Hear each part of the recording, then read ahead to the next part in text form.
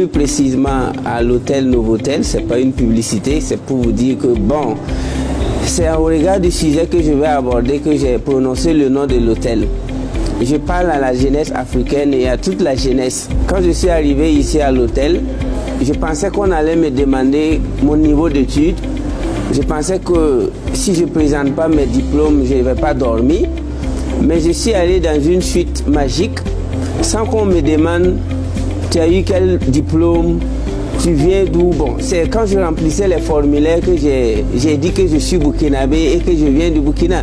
Je suis en train de dire à la jeunesse africaine, si tu as plus de 16 ans et que ton père n'a pas d'usine, ton père n'a pas d'hôtel, ton père n'a pas de compagnie aérienne ou ferroviaire ou terrestre, je suis en train de te dire que l'école n'est pas ta place. Parce que l'école est réservée pour ceux qui ont un héritage, c'est-à-dire pour les Arabes, pour les pétroliers saoudiens. L'école, aller loin à l'école, c'est réservé pour ceux dont les parents et les arrière-grands-parents ont été des milliardaires. À ce moment, si tu vas décrocher un doctorat ou un master, bon, en cas d'échec scolaire, c'est-à-dire au cas où tu ne gagnes pas de travail, tu peux repartir te contenter de l'héritage de tes parents. Mais si toi tu es comme moi comme ça, quand je dis moi, ça veut dire beaucoup de choses pour ceux qui connaissent mon histoire. J'ai dû quitter l'école très tôt afin d'affronter la vie, entreprendre, m'auto-éduquer, pour que mon enfant puisse aller dans une école de 5 millions CP1 bien sûr. Et si au cas où il venait, ce n'est même pas sûr, au cas où mon enfant venait aller dans une université, suivez-moi de près, je suis en train de vous parler sur YouTube. J'ai déjà 2 enfants, Dieu merci, je les salue. Mais si vous voulez espionner moi, au cas où mon enfant va mettre pied dans une université, minimum là, c'est 50 000 $.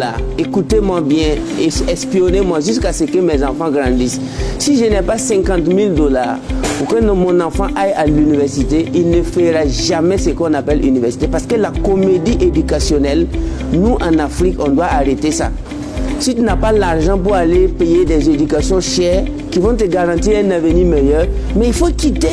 Il faut quitter pour investir. Aujourd'hui, on a des grandes sociétés d'investissement. On a la bourse, on a les bitcoins, on a les crypto-monnaies, on a le trading.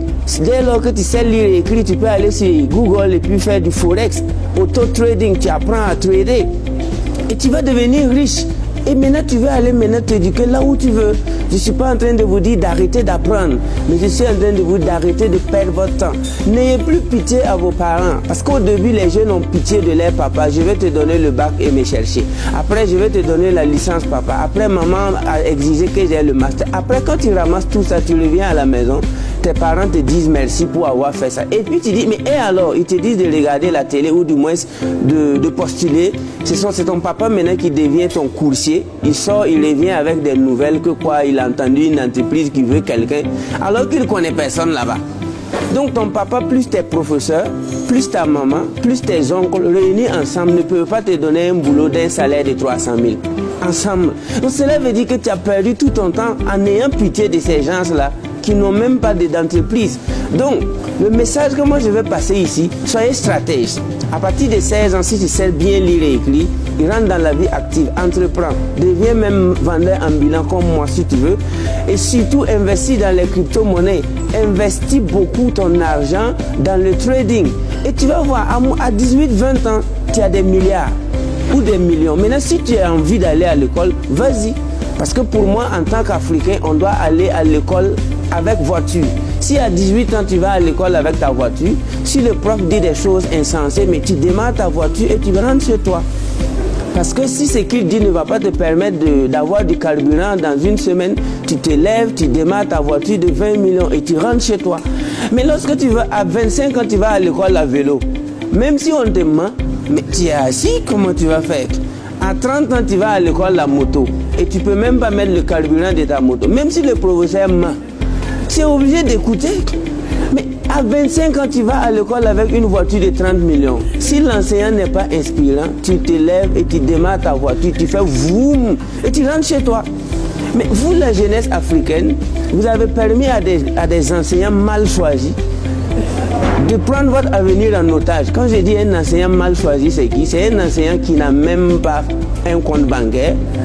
C'est un enseignant qui ne sait même pas où va le monde. Il ne connaît pas Bitcoin, il ne connaît pas Live Mal Money, il ne connaît pas Simcoin. Quand tu lui demandes qu'est-ce que c'est que Forex, l'enseignant il est là, il se gratte. Il ne connaît même pas définir Forex. Donc, tous ces messieurs-là, c'est ceux qui ont pris votre avenir en otage. Moi, je les appelle les vampires de l'avenir de la jeunesse africaine. Et comme les Africains, les vampires de votre avenir, ce sont les enseignants qui ne se cultivent pas. Ils sont bleus, noirs. Tu te lèves, tu dis bonjour monsieur, est-ce que tu sais ce que c'est que Singapour? Est-ce que tu connais le marché boursier, les capitalisations boursières? Le gars, il te regarde comme ça. Il dit quoi? Capitalisation quoi? Ce monsieur-là, tu penses qu'il peut être responsable d'un avenir meilleur? Non. C'est pourquoi moi je m'adresse à la jeunesse africaine. N'ayez plus pitié des enseignants qui ne se cultivent pas. Les notes là, on sort un bic, on partage des notes à 1000 personnes, 18, 17. Mais c'est rare de personnes qui peuvent sortir une carte bancaire, partager 10 000 à ses étudiants.